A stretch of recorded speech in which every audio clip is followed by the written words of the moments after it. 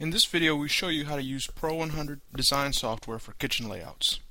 There are many reasons why Pro100 is the perfect tool for kitchen design. This particular tutorial video focuses specifically on laying out a kitchen in Pro100 using fixed size modular cabinetry. The version of Pro100 used to make this tutorial video is the same demo that you can download from our website at www.pro100usa.com. You'll see a link to pro100usa.com at the end of this video. Alright, now I'll go ahead and launch Pro100 from my desktop.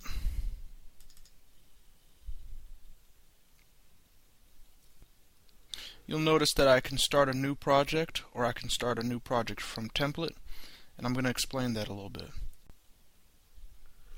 Like I showed you, there's two ways to start a new job in Pro100. You can start a job using a template that already has the most common items needed for that type of job sitting on the floor plan, or you can start a job from scratch. Once you start a new job, you determine the size of your room. You can always resize the room later if things change. In this tutorial video, I'm going to start a new job from a template. These are the templates I have available on my hard drive. You can have as many as you want. You create them, you put whatever objects you want on the floor plan, and you determine the height, width, and depth of the floor plan. I'm going to use Kitchen 01. Now that I have the template open, I can go with the room size that was set up in the template, or I can go to my project properties and change the room size to whatever I need it to be. I'm going to go with this room size for this particular job. When working in Pro100, you'll find that it's important to choose the right view, because depending on the task, some views will work better than others. The good thing is you can work from any view that you choose. Just pick the one most comfortable for the task at hand. The views available to you are the perspective 3D view, the floor plan view, your elevation views, and your axonometric view. To change your views in Pro100, you click the tab button for the view that you want. Right now I'm in the 3D perspective view. I'm going to switch to my floor plan view just by clicking the floor plan tab button. And at this point I can just click and drag to move objects around as I see fit. And I'm going to rotate my range 90 degrees counterclockwise and just put it on the wall that it's going to eventually sit at. And I'll also put my refrigerator where it's going to be.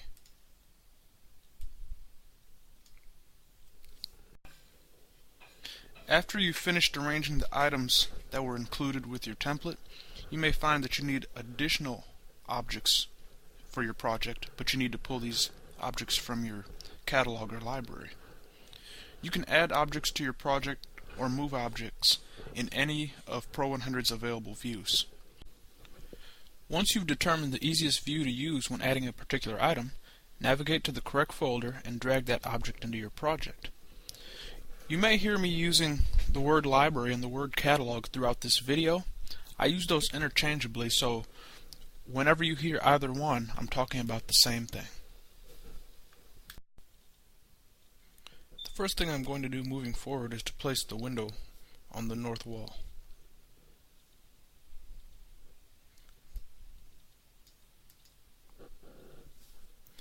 Your catalog has four main tabs. You got cabinet objects, furniture objects, miscellaneous objects, and then textures. So I'm going to go to miscellaneous objects, doors and windows. And you'll notice now I have a list view of my different items in my catalog. You can click this button and get an icon view. And you can even change the size of the icons using this drop down here.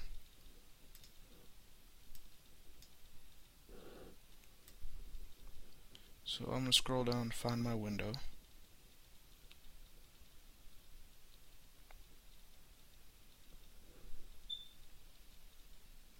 Here's my window.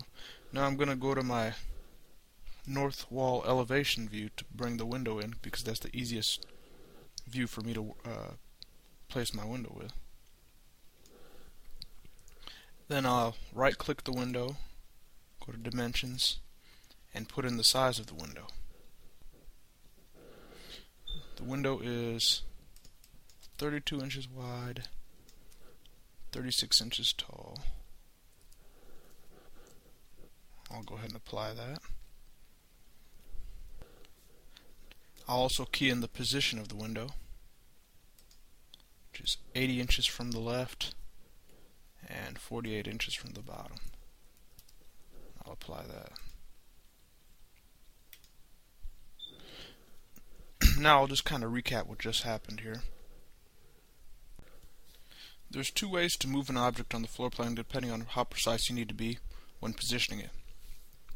You can drag the item with your mouse, as I did with most of the items that with actually every item that I placed before the window. Or, like I did with the window, you can enter a specific position relative to the workspace. An example, 54 inches from the floor or 20 inches from the left. In the case of the window, I placed it 80 inches from the left wall and 48 inches up off the floor to set the elevation.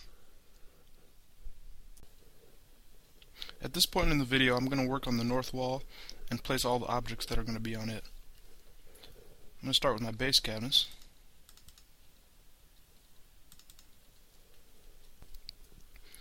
Okay, I need an 18-inch base cabinet, a dishwasher,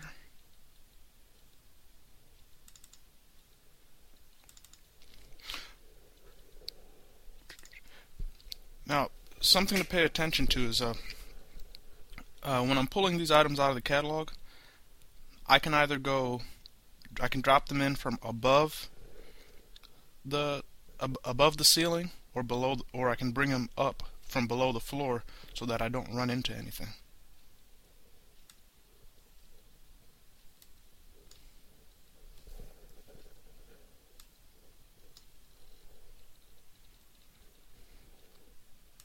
Okay, I need another base cabinet.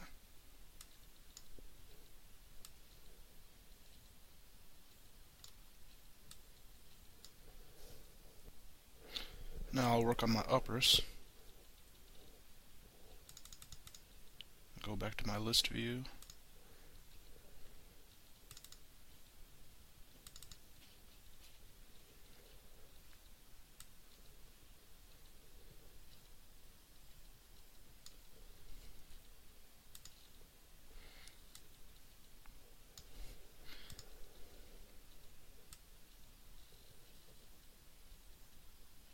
Okay. Now you'll notice these upper cabinets that I just brought in, they're not sitting at the right elevation, and I'm going to fix that after I'm done placing them. I'm going to use our alignment tool, which will automatically make them all flush for us. There's a neat little time-saving feature called Smart Copy. What that allows you to do is if you need a copy of an object that's already on your floor plan, you can make a copy of it instead of having to go to your catalog and find it. And I'm going to do that with this upper cabinet here. The way it's done, you left click on the object that you want to copy, but you also hold your right mouse button down. Then you go to wherever it is that you want to place this object, and then when you release the right mouse button, you have the original and the duplicate. Now, something I did there that I didn't quite explain, when I was going up above the ceiling, you see right now it's stopping me. Pro100 has a collision detection system that won't let you place an object outside of the room accidentally, or accidentally place an object inside of another object. And I had to override that to get this cabinet over here, and you do that by holding your shift button down and then moving, like so.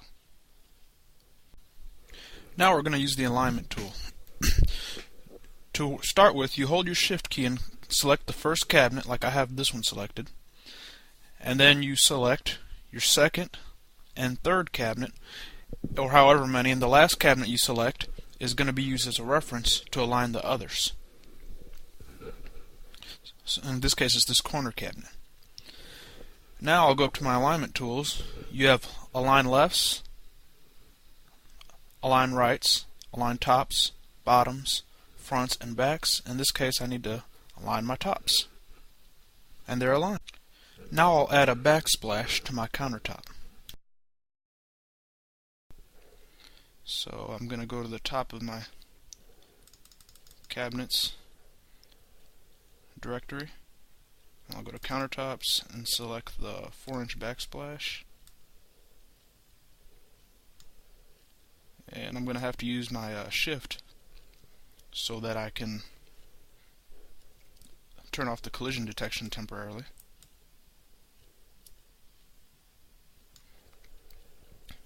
And now I'll just stretch. I push the countertop section all the way to the left, so now all I have to do is stretch it all the way to the right, and the collision detection will automatically stop me when I run into the refrigerator, like so. Next thing I'm going to do is I'm going to put a valance between this cabinet and this cabinet. So once again, I'll go to the top of my cabinets directory. And something I want to mention about the valances, if you want to use the valance catalog when you evaluate this program and you're running your trial version, you'll need to download it from our website, Pro100USA.com. And you'll go down to Support and Optional Catalogs, and you'll download and install the valance directory. The valance directory and 100 megabytes of all kinds of other miscellaneous objects are included when you buy the full program. We just don't include them in the trial version so that you don't have to download a huge file. Now I'll install the valance. So it's under molding, and I'll go to my icon view, go down to the valance that I want. Here it is. I'll bring it into my drawing. And I'm going to zoom in. There's a number of ways you can zoom in and out in Pro100. You can use your mouse wheel, or you can right click on the scene, and then when you move the mouse up and down, you get a really fine zoom that you can zoom in smaller increments than you can with the mouse wheel. Another neat little tool is the center tool. What that does, it makes the program focus your view on whatever item you have selected. In this case, it's the valance. So now I'll zoom in, and it's taking me directly to the valance. I'm going to shrink my valance a little bit by just clicking a point, shrinking it. I can also, if you wanted to change the height of the valance, you just right click it, go to dimensions, and you can key in a specific width or height. Now I'm going to go to my floor plan view for what I need to do now, and zoom in a bit. What I want to do at this point is I want to align the back of this valance with the back of the stile on this upper cabinet. It's kind of hard to see the stile right now, so I'm going to turn on the Contours tool, which highlights the lines that make up your parts. So I'll select my valance, and this cabinet here is a group object. So if I click it right now to use my alignment tool, it's going to select the whole cabinet. I just want the stile. So what I need to do is I'll click my valance, then I hold Control and Shift, which allows me to select an individual part even if it's in a group object. Now I'll use my Align Backs tool, and it brings the valance up so that it's perfectly aligned with the style. I'll go back to my elevation. So I've got the valance right depth-wise, but I need to set it at the right height. So I'll use my alignment tool again. I've got the valance selected, so I'll do a Control-Shift, click the style again, and align the tops. Now I've got the valance selected again, and I'm going to use the move left to move it as far left as it can go until it runs into something. The last step in installing the valance is to just stretch it as far as it'll go until it runs into the style on this cabinet, like I've just showed you. Now let's take a look at what we have.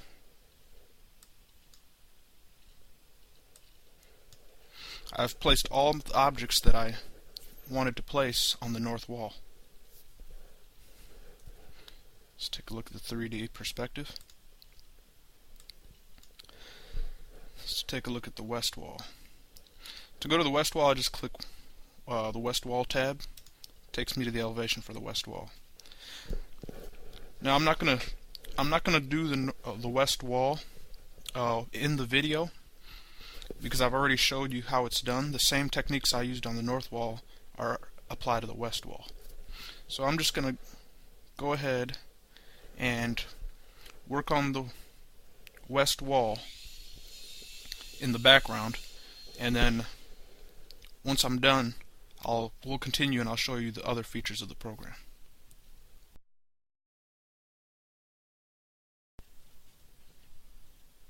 Here's the completed floor plan after I've added all the objects to the west wall. If I want to zoom in the 3D perspective view, it works the same way as it did in the elevation views. You can right click and then move your mouse up and down to zoom in and out, or you can use your mouse wheel. There's a number of ways that you can view the 3D perspective and any of the other views, the floor plan view, or the elevation views. You can, for example, you can get a wireframe view, a sketch view, colors with no textures, the textured view, which we've been using. You can turn the contours off if you don't need it. There's semi-transparence, which is here. It only works when you have contours turned on. What it does, it allows you to see through objects, which could be cool. For example, if you had some shelves in your cabinetry and you wanted those to be visible from the outside of the cabinet, even with all the doors and drawers shut.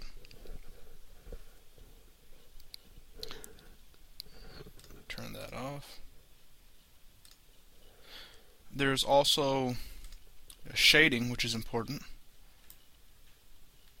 And the thing in this project that's most affected by shading is probably the sink. If I turn shading off, all you see is a solid surface, a flat surface. Shading on, you can see all the details of the sink.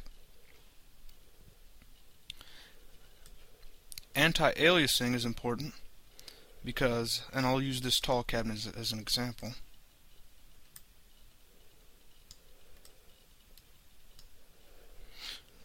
This is anti-aliasing. When I turn anti-aliasing off, you see all the jagged lines on this tall cabinet. If you turn anti-aliasing on, it smooths all the lines in the scene, like so.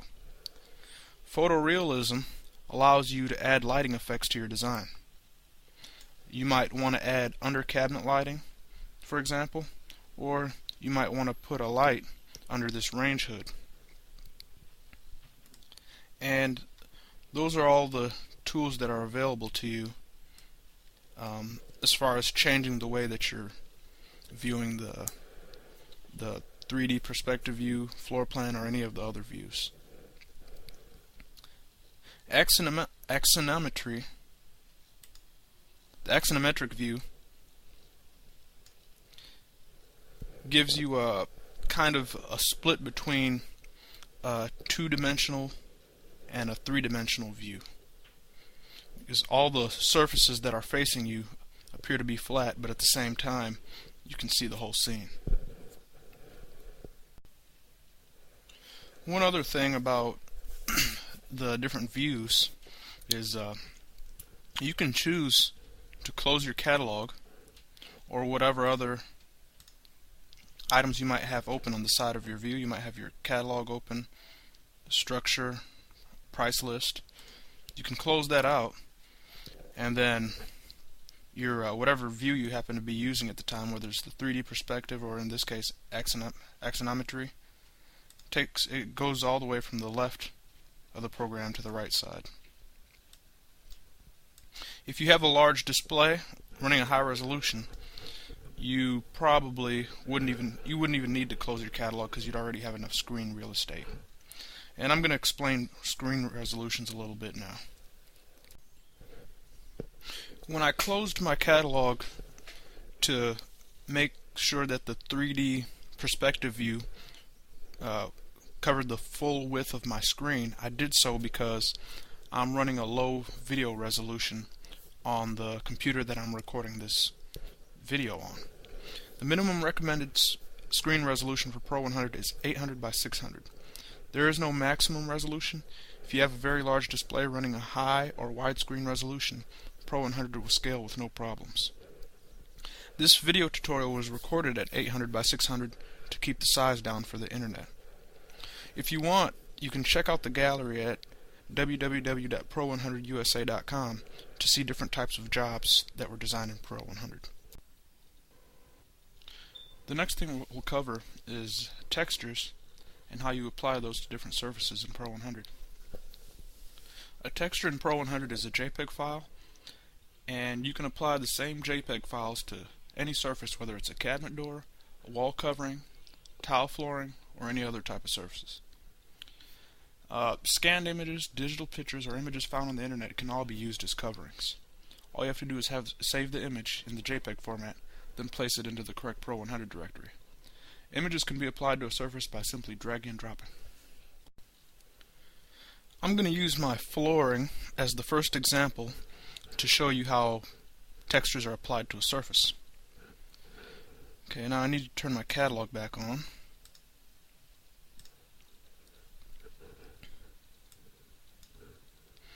And I'll go to textures, coverings, floor, tiles. And I'll go to the icon view and widen this up a bit. Applying a texture to a floor texture to your floor is as simple as just dragging and dropping. And then if you want to change it, you just drag and drop a new one on there. Applying textures to the wall is just as easy. I'll go up to coverings, and wall, others, and it's just drag and drop again.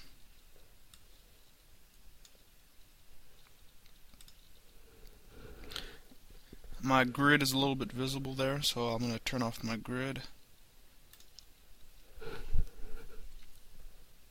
There we go.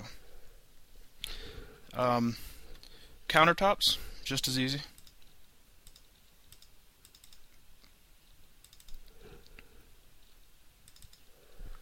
But there's one thing that I have to mention here.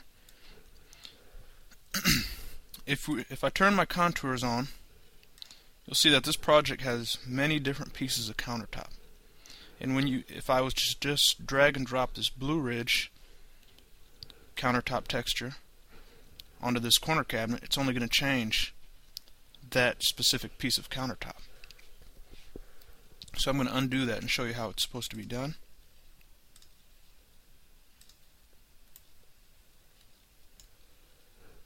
Turn my contours back off. If I want to change all the countertop of this type in this entire job, regardless of what piece it is, I'd hold my Shift key and then drag the Blue Ridge on there. And as you can see, it changed all the countertop.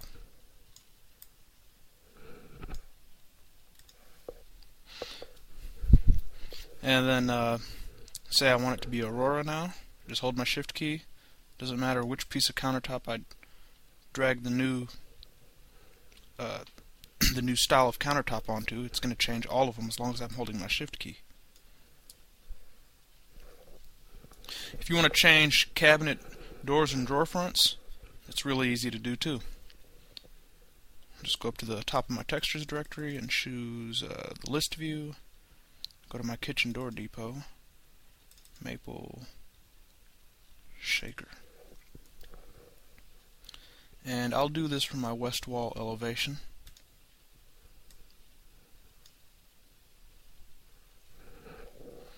Okay, so if I want to change my upper doors, I'll hold my Shift key.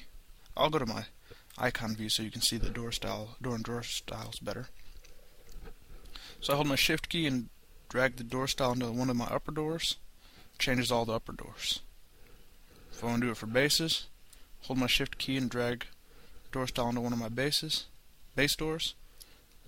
Changes all of them. Drawer fronts work the same way. Just pick any drawer front while holding the Shift key and it changes all the drawer fronts. Here's my north wall elevation. I'll close my catalog out. And here's the 3D view. This concludes this tutorial. If you have further questions about Pro100 or would like a quote, you can feel free to call us at 1-800-204-2422, toll free, or you can call our local number, area code 574-299-5330. Both numbers can be called 24/7. If you prefer to communicate by email, send your emails to ted@pro100usa.com. If you have any questions at all, don't hesitate to pick up the phone and give us a call. There's nothing we'd like more than to show you how Pro100 can make your business more profitable. Thanks for checking out Pro100.